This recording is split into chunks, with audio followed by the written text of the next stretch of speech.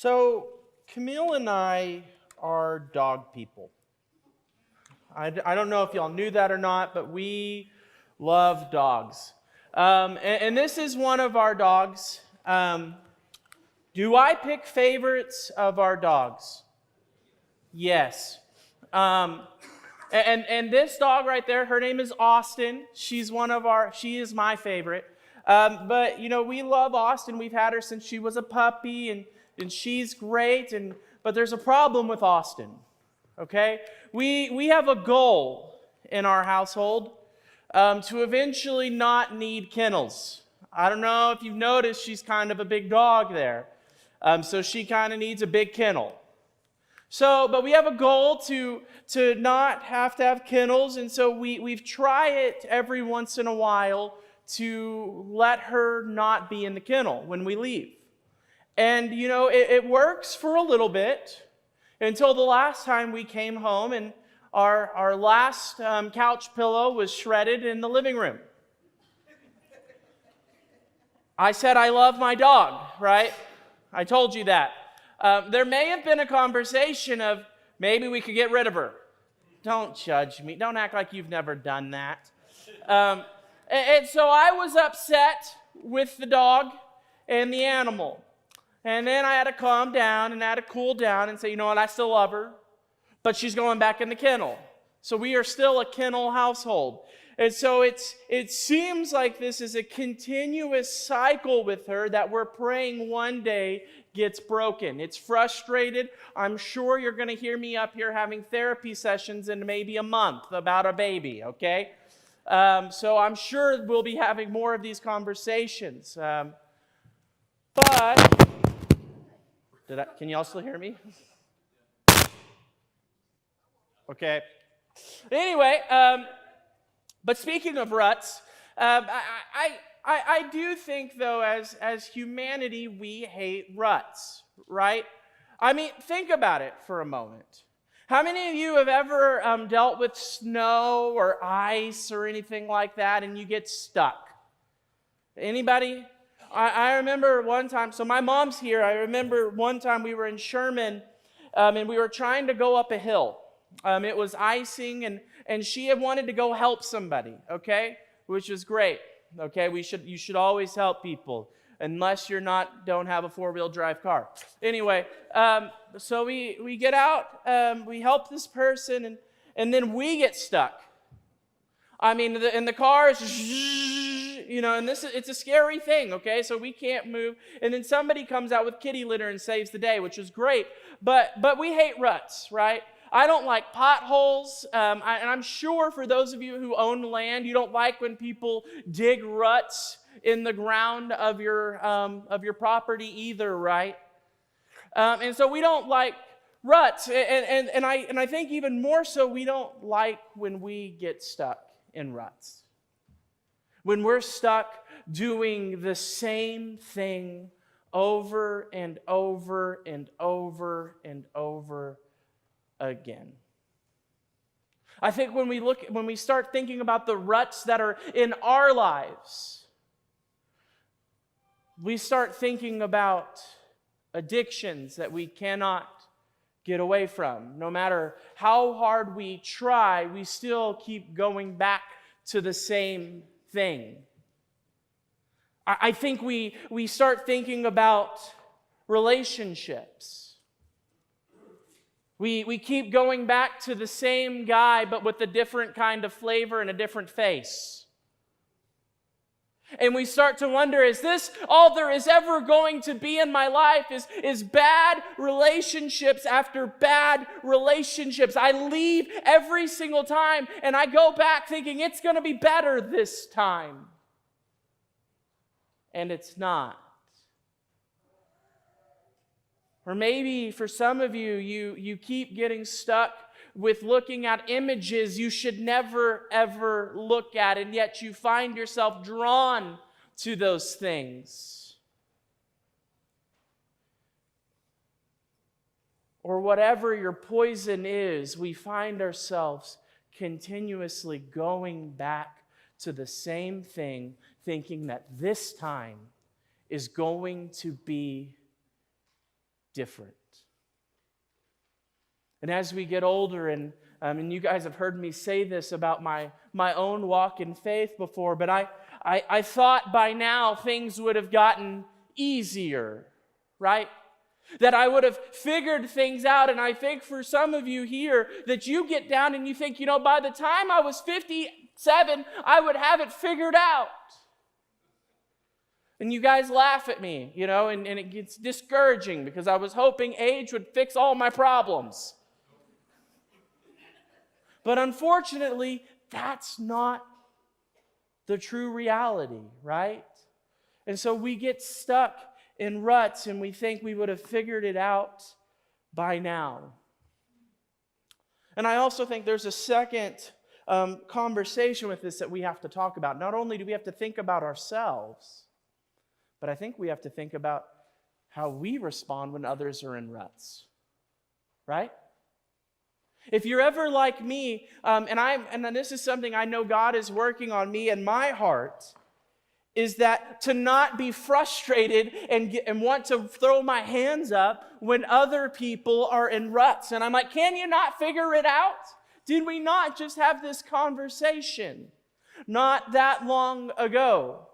I think back to, I had a good friend, and his name's Aaron, and he would come and we would meet at the Whataburger in Sherman, and we would talk, and it would be the same conversation over and over and over again. And I'm like, yeah, I messed up. And he would sit there and he would love me and he would care and he would listen and he would be there for me. Don't you love people like that in your life? I can tell you that's who I want to be. Is I want to be able to sit down and not get frustrated with people, because I do, okay? It's a problem of mine that I'm working on. Is that when I see other people who are in ruts and we're trying to tell them the right thing to do and we're trying to help them and they keep doing the same thing, I just want to give up on them, okay? I'm just being honest. And so that's something that I am working on in my own heart. But we get frustrated when other people are in ruts. Maybe it's because we got problems too, okay? I don't know. But those are the things that we see. But so we get stuck in ruts, and we get lost in the ruts of life. But the beautiful thing about all of this is we are not the first person to ever get stuck in a rut and doing the same thing over and over and over again, hoping for a different result. So if you have your Bibles, turn with me over to Genesis chapter 20. We're at Genesis chapter 20, and we're going to be looking at verses 1 through 18.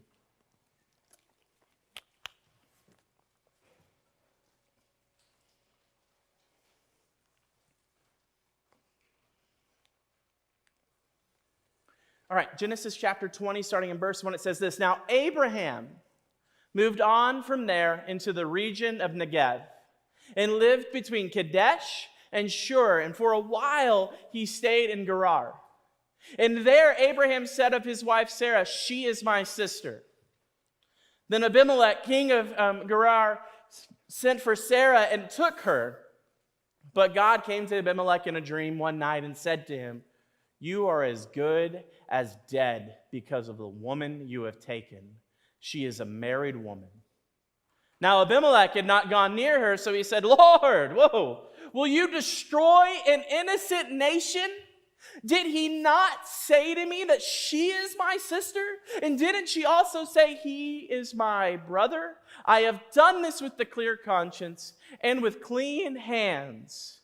And then God said to him in the dream, "Yes, I know you did this with a clear conscience, and so I have kept you from sinning against me. That is why I did not let you touch her.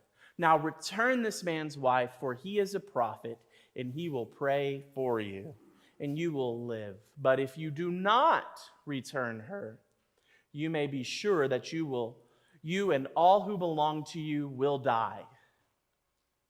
Early the next morning, Abimelech summoned all his officials, and when he told them what had happened, they were very much terrified or afraid.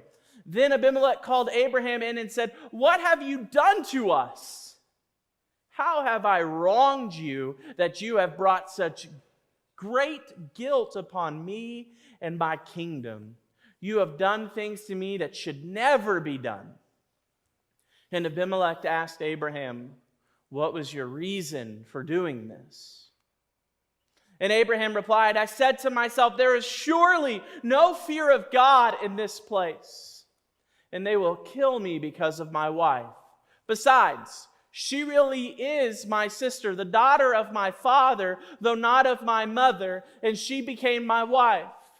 And when God had me wander from my father's household, I said to her, 'This is how you can show your love for me. Everywhere we go, say of me, he is my brother.' Then Abimelech brought sheep and cattle and male and female slaves and gave them to Abraham, and he returned Sarah, his wife, to him. And Abimelech said, 'My land before you is for yours to live wherever you like.' To Sarah he said, 'I am giving your brother 1,000 shekels of silver. This is to cover the offense against you. Before all who are with you, you are completely vindicated.' Then Abraham prayed to God, and God healed Abimelech, his wife, and his female slaves so they could have children again. For the Lord had kept all the women in Abimelech's household from conceiving because of Abraham's wife, Sarah." So Abraham has a promise from God that he is going to be a great nation. He's had this amazing promise that he is going to be a great nation. And he's going to have a son, and he's going to have children, and it's going to be this amazing ordeal that he's finally going to get to live the promise of God. Well, there's a problem with Abraham. I don't know if you guys have picked it up lately, but he has trust issues. Very big ones. But he's been promised that, he already has a son. His name's Ishmael, and he found out from God it's not Ishmael that's going to be the keeper of the promise, but it's going to be this son Isaac that is not born yet who will continue the promise. And so Abraham wants to protect his interest, right? And so what does he do? He has this great ploy, and he says, "Look, Sarah, anywhere you go, you're my sister." Just say that. You're my sister.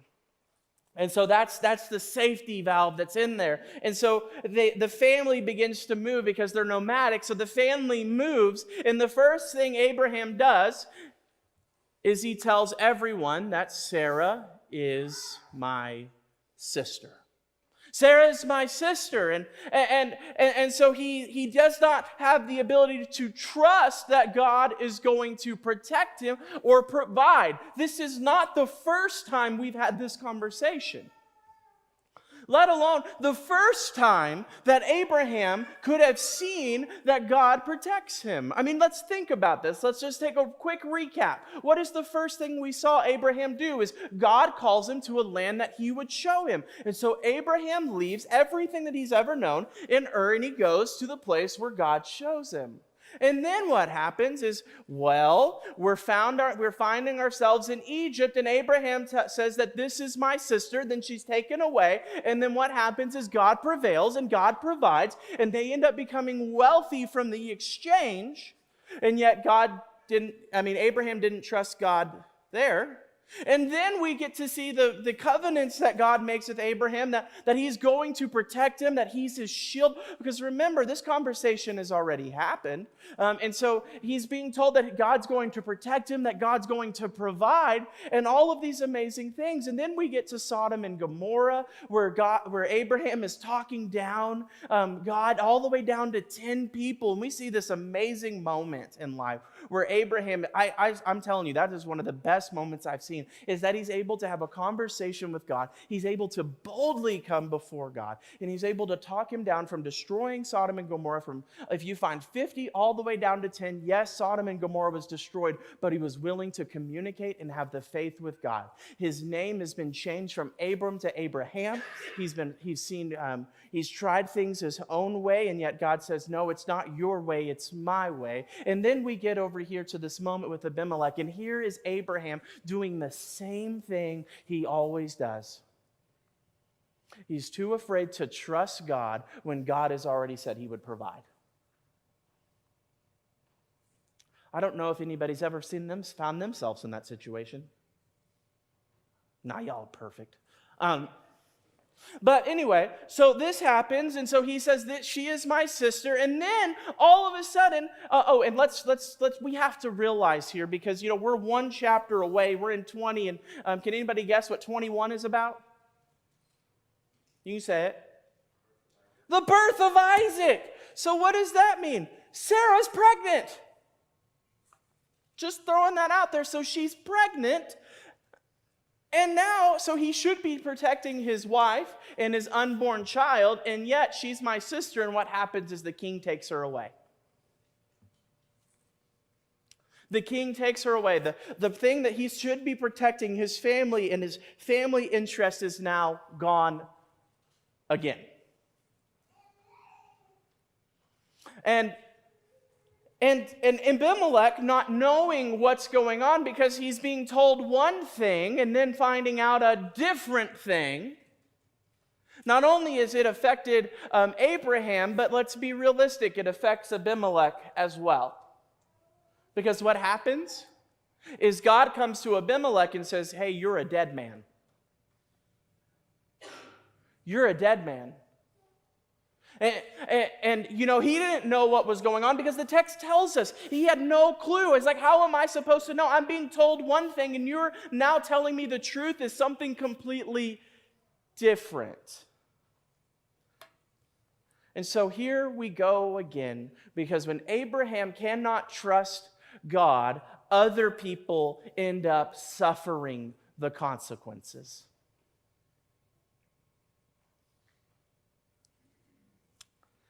And so Abimelech is having this conversation with God, is how am I supposed to know? I was told one thing, and I'm finding out the truth is something completely different.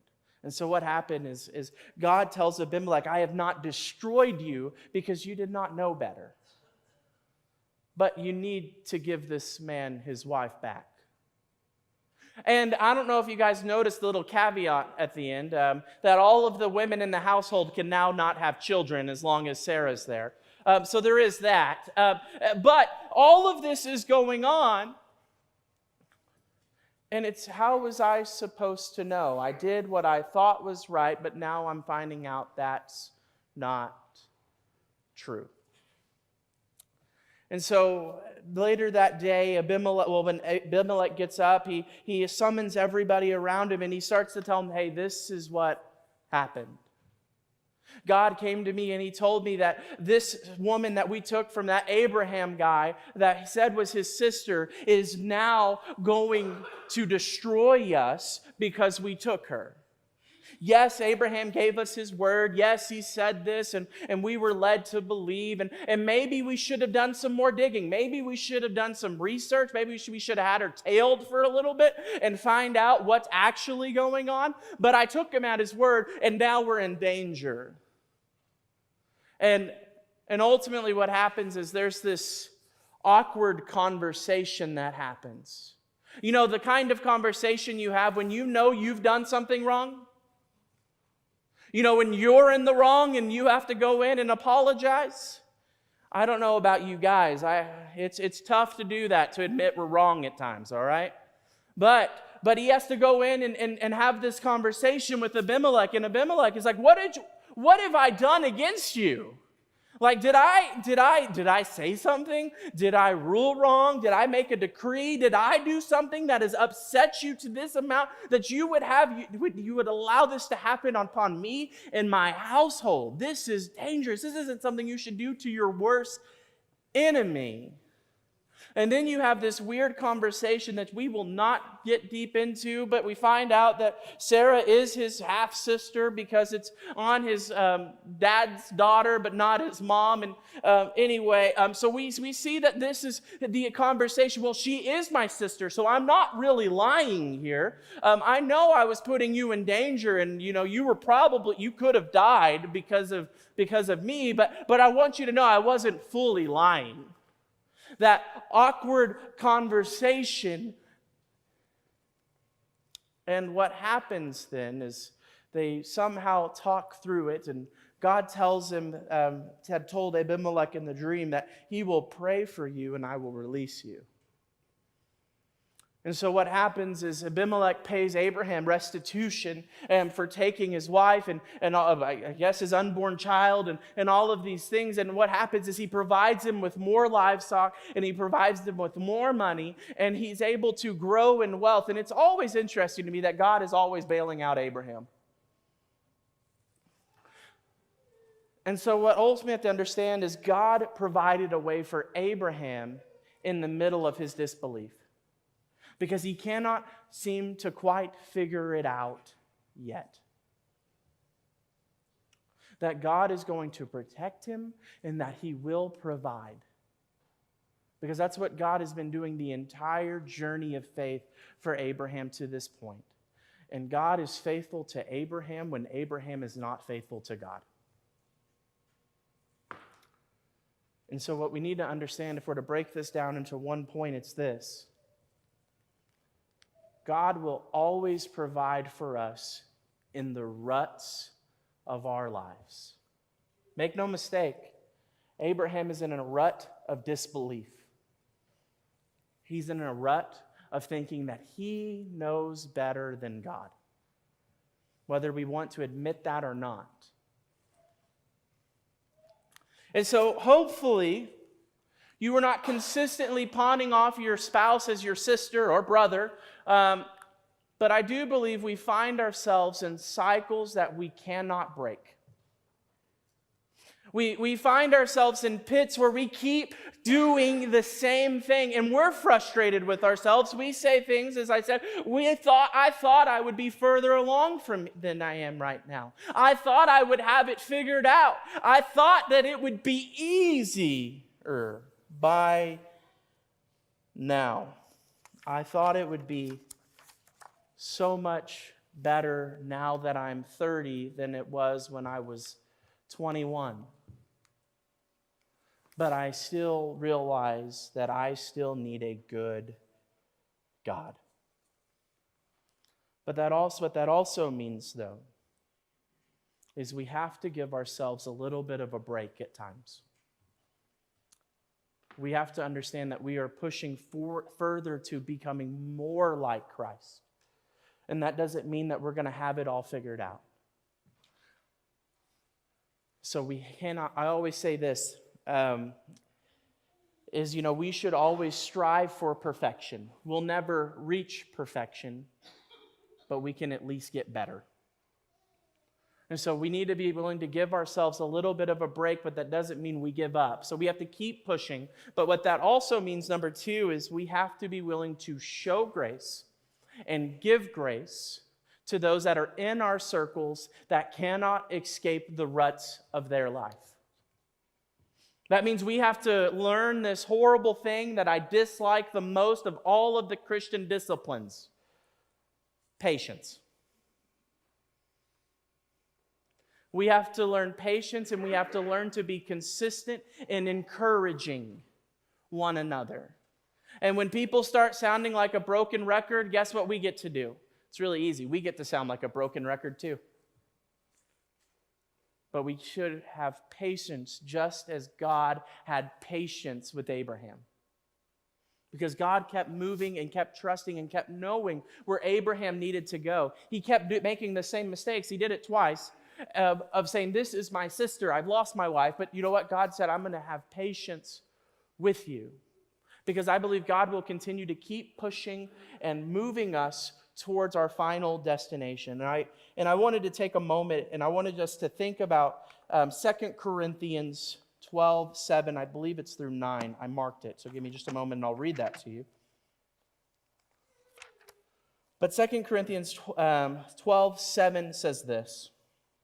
I'm cutting about halfway through, so I apologize. You can go back and read the rest of 7. But he says, I was given a thorn in my flesh, a messenger of Satan to torment me. 3 times I pleaded with the Lord to take it away from me. But he said to me, my grace is sufficient for you, for my power is made perfect in weakness. Therefore I will boast all the more gladly about my weakness, so that Christ's power may rest on me. Now, there are questions in scholarship of like, is he talking about a physical deformity or is he talking about some kind of temptation that he's dealing with? I always like to sit in the camp of he's talking about some kind of temptation here. But we see that even Paul struggled with ruts. Paul himself, the guy who if you've read anything of the New Testament, you've probably read something that Paul wrote, that he struggled with ruts. He struggled with temptation. He struggled just as we did. And yet what he realized is that this weakness makes him closer to God. Church, we need to understand that our ruts can either draw us closer to God or they can draw us further from God.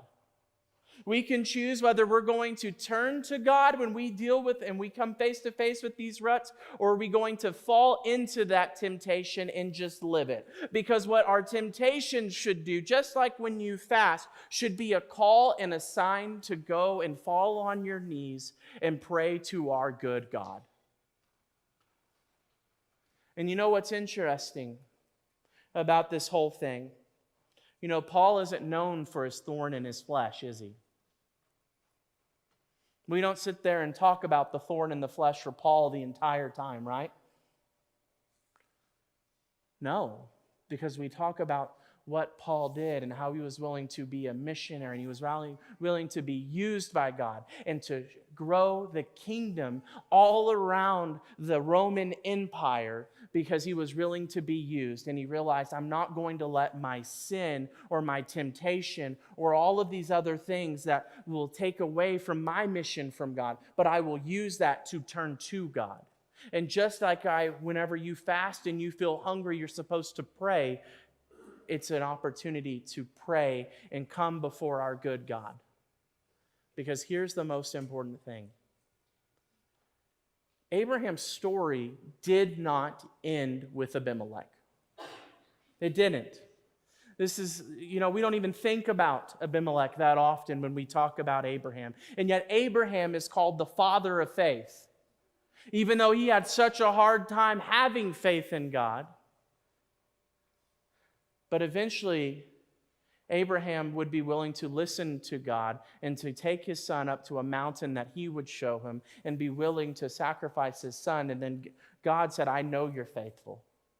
I know you finally figured it out. Here's a ram. Here's a goat. Because I see that you're going to listen and you're going to obey and you're going to be faithful. Abraham's story did not end with Abimelech, nor will your story end with where you're at right now. But we've got to keep pushing and we've got to keep moving and we've got to keep turning to our good God.